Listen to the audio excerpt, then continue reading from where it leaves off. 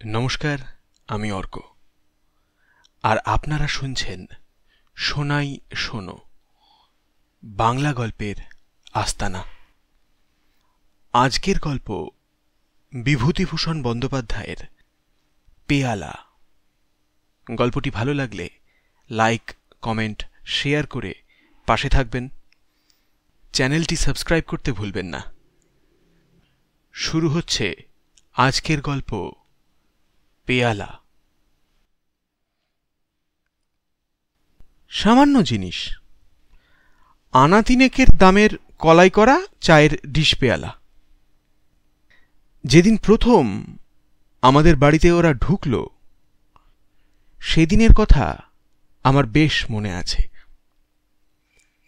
শীতকাল, সকাল সকাল খাওয়া দাওয়া সেরে লেপের মধ্যে যাওয়ার চেষ্টা করছি, এমন সময় কাকার গলার স্বর শুনে দালানের দিকে গেলাম। আস্তে আস্তে। কাকা গিয়েছিলেন দোকান নিয়ে কুলবেড়ের মেলায়।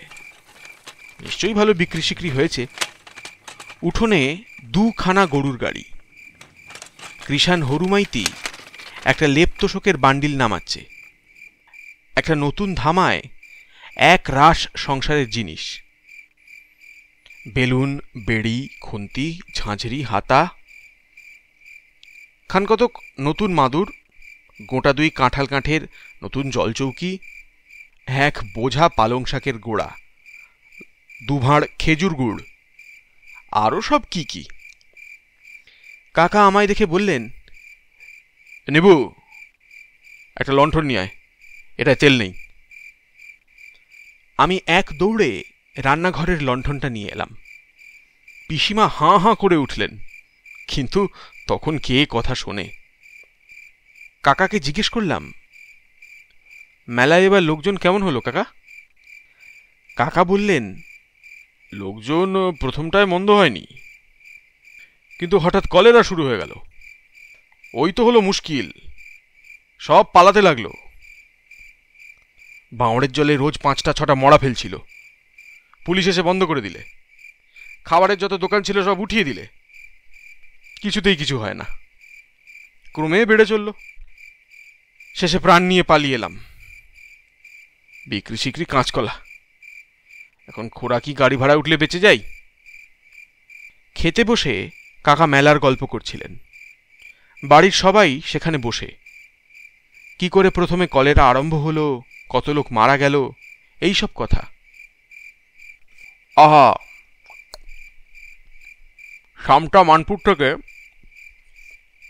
কে একজন, যদু চক্রবর্তী না কি নাম, একখান ছইয়ের গাড়ি পুরে বাড়ির লোক নিয়ে এসেছে মেলা দেখতে। ছেলে, মেয়ে, বউ, ঝি, সে একেবারে গাড়ি বোঝাই। বাঁওড়ের ধারে তালতলায় গাড়ি রেখে সেখানেই সব রেঁধে খায় দায় থাকে। দুদিন পরে রাত পোহালে বাড়ি ফিরবে। রাত্রিরেই ধরল তাদের একটা 9 বছরের মেয়েকে কলেরায়। কোথায় ডাক্তার, কোথায় ওষুধ।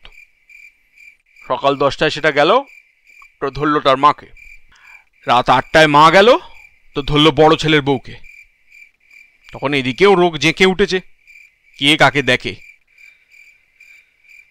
তারপর সে যা কাণ্ড, একটা একটা করে মরে আর পাশেই বাঁওড়ের জলে ফেলে।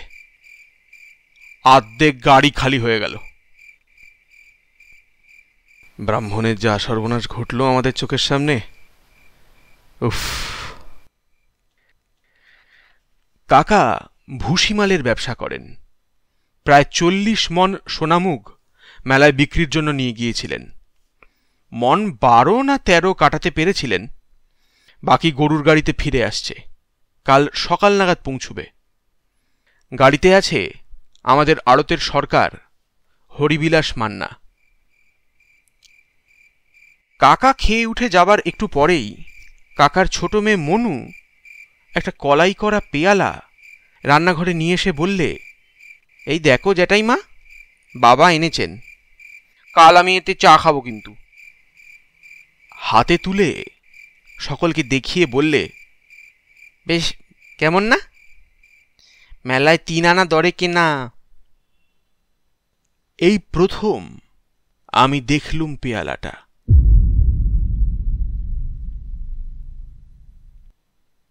সে আজ 4 বছরের কথা হবে। তারপর বছর 2 কেটে গেল। আমি কাজ শিখে এখন টিউবওয়েলের ব্যবসা করি।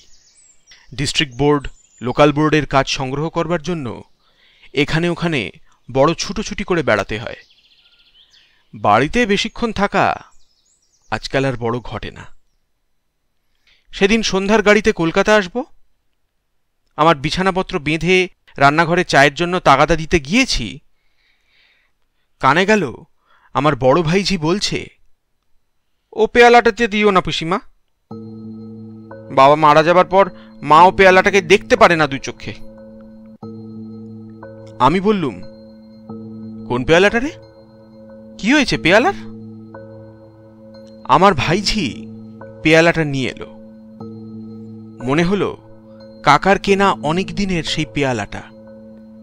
সে বললে, বৌদির অসুখের সময় এই পেয়ালাটা করে দুধ খেতেন, তারপর বাবার সময়ও এতে করে ওর মুখে সাবু ঢেলে দেওয়া হতো।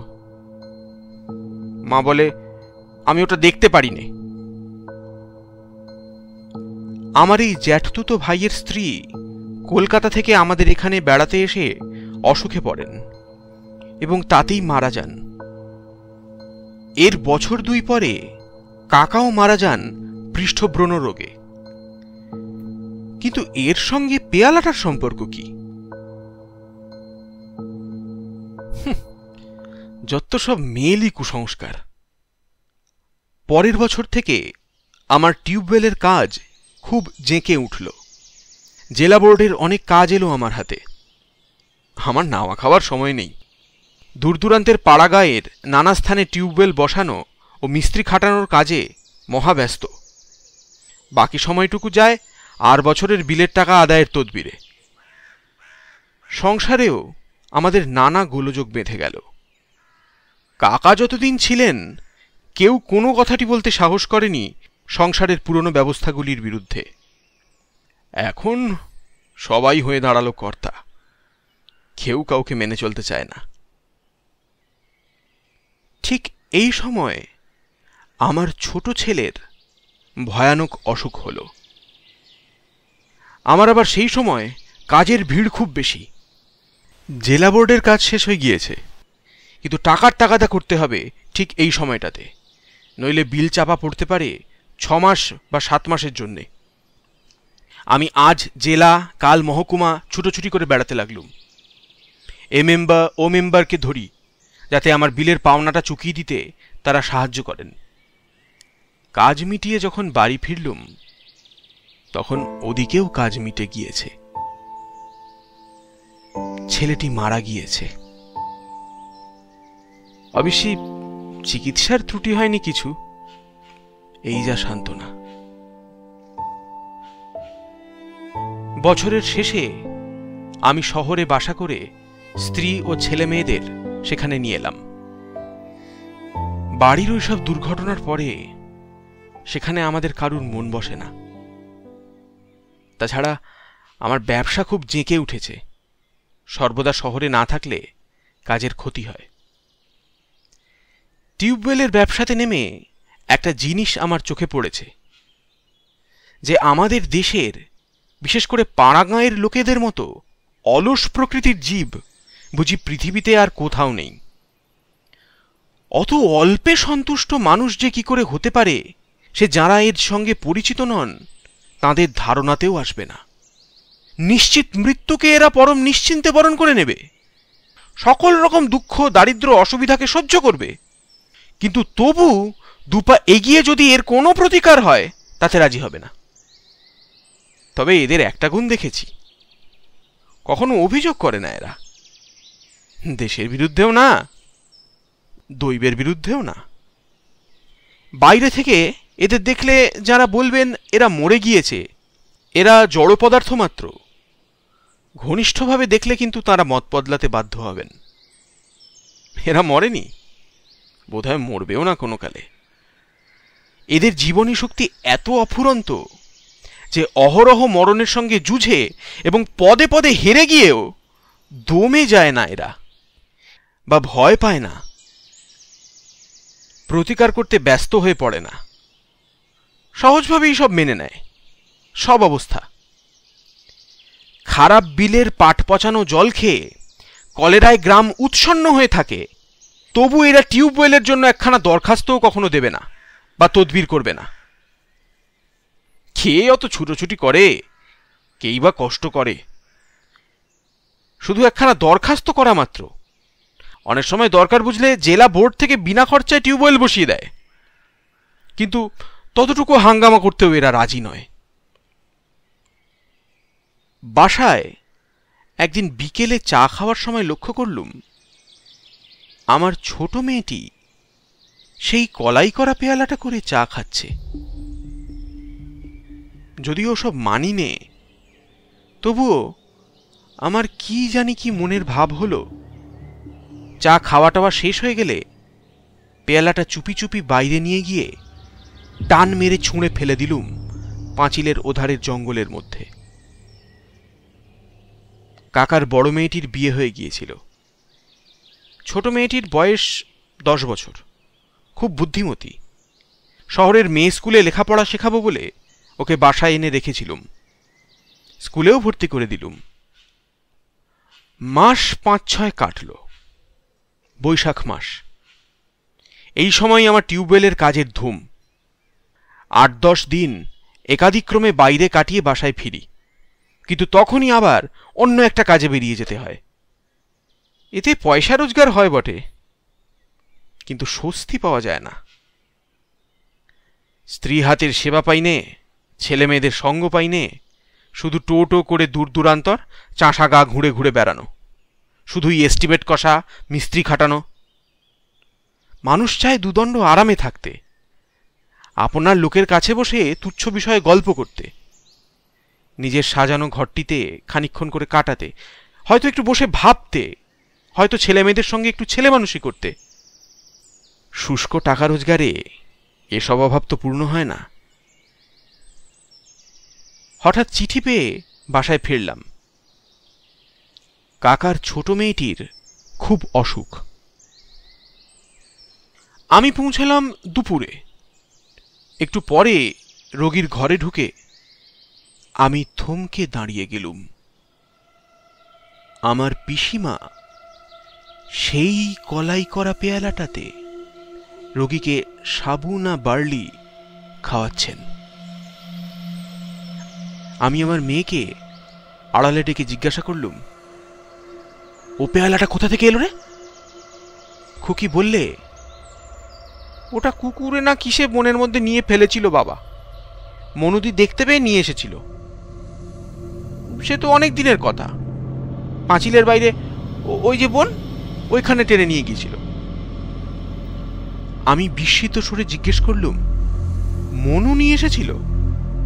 জানিস ঠিক তুই? খুকি অবাক হয়ে আমার মুখের দিকে চেয়ে বললে, হ্যাঁ বাবা, আমি খুব জানি। তুমি নয় মাকে জিজ্ঞেস করো। আমাদের সেই যে ছোকরা চাকরটাকে কুকুরে কামড়েছিল না, ওই দিন সকালে মনুদি পেয়ালাটা কুড়িয়ে আনে। ওই পেয়ালাতে তাকে কিসের শেকড়ের পাঁচন খাওয়ানো হলো আমার মনে নেই। আমি চমকে উঠলুম, বললুম, কাকে রে? রামলগনকে? হ্যাঁ বাবা, সেই যে তারপর এখান থেকে চলে গেল দেশে, সেই ছেলেটা। আমার সারা গা ঝিমঝিম করছিল। রামলগন কুকুরে কামড়ানোর পর দেশে চলে গিয়েছিল, কিন্তু সেখানে যে সে মারা গিয়েছে এ খবর আমি কাউকে বলিনি। বিশেষ করে গৃহিণী তাকে খুব ভালোবাসতেন বলেই সংবাদটা আর বাসায় জানাইনি। আমাদের টিউবওয়েলের মিস্ত্রি শিউ শরণের শালির ছেলে সে। সেই খবরটা মাসখানেক আগে আমায় দেয়। মনুর অসুখ তখনও পর্যন্ত খুব খারাপ ছিল না। ডাক্তারেরা বলছেন ভয়ের কোনো কারণ নেই। আমার কিন্তু মনে হলো ও বাঁচবে না। ও পেয়ালাটার ইতিহাস এ বাসায় আর কেউ জানে না। অসুখের সময় যে ওতে করে কিছু খেয়েছে সে আর ফেরেনি। জানতো কেবল কাকার বড় মেয়ে, সে আছে শ্বশুরবাড়ি। পেয়ালাটা একটু পরেই আবার চুপি চুপি ফেলে দিলুম। হাত দিয়ে তোলবার সময় তার স্পর্শে আমার সারা দেহ শিউরে উঠল। পেয়ালাটা যেন জীবন্ত, মনে হলো যেন একটা ক্রূর জীবন্ত বিষধর সাপের বাচ্চার গায়ে হাত দিয়েছি, যার স্পর্শে মৃত্যু, যার নিঃশ্বাসে মৃত্যু। পরদিন দুপুর থেকে মনুর অসুখ বাঁকা পথ ধরল। 9 দিনের দিন মারা গেল। আমি জানতুম ও মারা যাবে। মনুর মৃত্যুর পরে পেয়ালাটা আবার কুড়িয়ে এনে ব্যাগের মধ্যে পুরে কাজে বেরুবার সময় নিয়ে গেলুম। 7-8 ক্রোশ দূরে একটা নির্জন বিলের ধারে ফেলে দিয়ে হাঁপ ছেড়ে বাঁচলুম। শোকের প্রথম ঝাপটা কেটে গিয়ে 1-2 মাস পরে বাসায় একটু ঠান্ডা হয়েছে। তখন কথায় কথায় স্ত্রীর কাছে একদিন এমনি পেয়ালাটার কথা বলি। তিনি আমার গল্প শুনে যেন কেমন হয়ে গেলেন। কেমন এক অদ্ভুত দৃষ্টিতে আমার দিকে চেয়ে রইলেন। মুখ দিয়ে তার কথা বেরুল না। আমি বললুম, বোধহয় অত খেয়াল করে তুমি কখনো দেখনি, তাই ধরতে পারোনি। আমি কিন্তু বরাবর। আমার স্ত্রী বিবর্ণ মুখে বললেন, বলবো একটা কথা, আমার আজ মনে পড়ল। একটু চুপ করে থেকে বললেন, খোকা যখন মারা যায় আর বছর আষাঢ় মাসে, সেই কলাই করা পেয়ালাটাতে তাকে ডাবের জল খাওয়াতুম। আমি নিজের হাতে কতবার খাইয়েছি। তুমি তো তখন বাইরে বাইরে ঘুরতে, তুমি জানো না। আমার কোনো উত্তর খানিকক্ষণ না পেয়ে বললেন, জানতে তুমি এ কথাটা? না, জানতুম না অবশ্যই, কিন্তু অন্যমনস্ক হয়ে আরেকটা কথা মনে তোলাপাড়া করছিলুম। পেয়ালাটা আমাদের ছেড়েছে তো, ওটাকে কেন তখন ভেঙে চুরমার করে নষ্ট করে দিইনি? আবার কোনো উপায় এসে এ বাড়িতে ঢুকবে না তো?